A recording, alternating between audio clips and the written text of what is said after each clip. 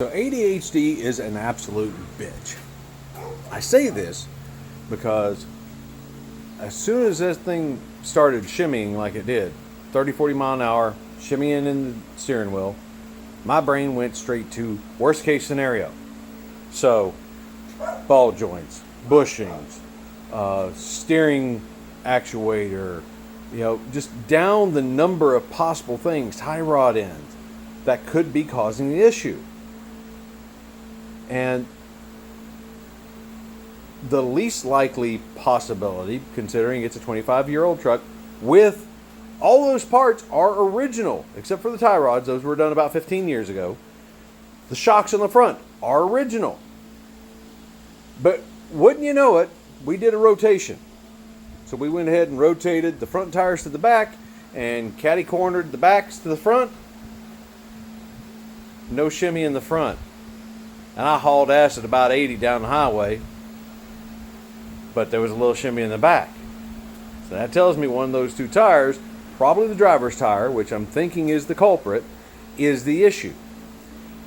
And again, I think I bought tires 2017, 2018, and she didn't get drove for like 4 years. There's lots of great meat.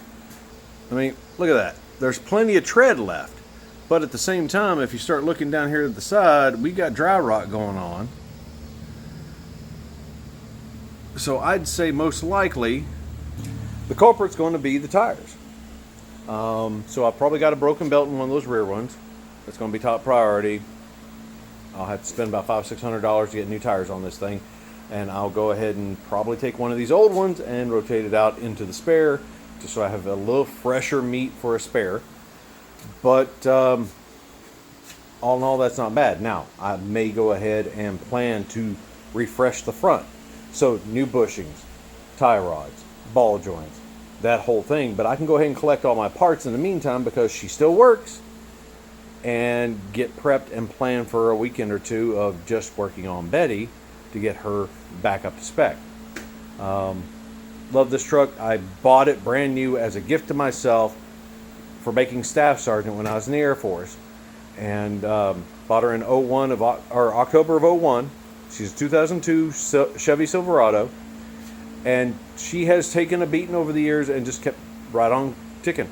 We're sitting at about 300,000 miles on the chassis. The engine was replaced, same thing with the transmission, at about 250 because I was starting to have issues, and they wouldn't do a rebuild, and the time constraints, cost to bullshit ratio.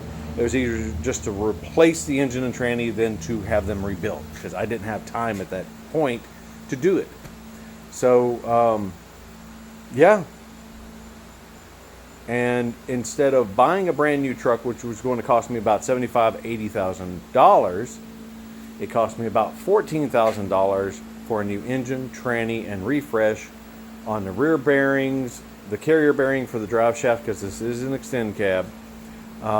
Vacuum lines, we ended up with a new radiator, a new overflow tank, a lot of little bitty parts that needed to be done but hadn't been touched in a long time because life. I was busy working my ass off, had kids, so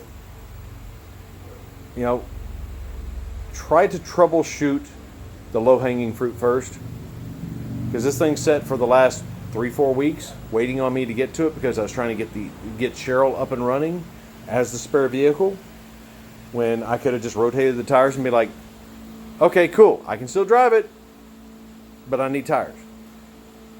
So yeah, don't let your ADHD take over and send you down the rabbit hole from hell and paranoia and all that shit.